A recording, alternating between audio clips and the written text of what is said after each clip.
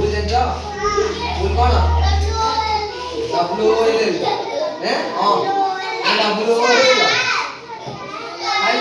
highlight how light पछे side हैला W O L ना उल तो कोन उल तो कोन पक्षी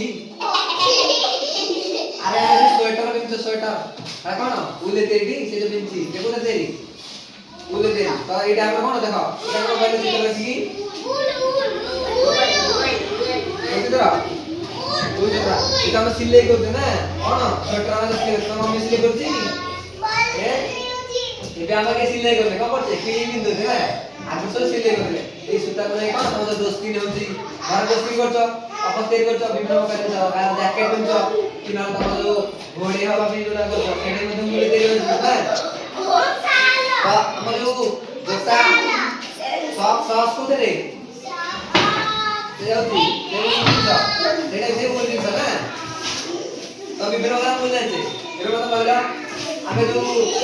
बसिते जो घरे हम जो पालो के जो से कुछ ना भी की होतले सेटा को दे देई छी किलो में कई उल ले ना को कलर छेड़ा ब्राउन और रेड कलर मिसी गेछि ना ए जैकेट रे कोन अछि को कलर पिंक कलर कोन फुल ले पिंक कलर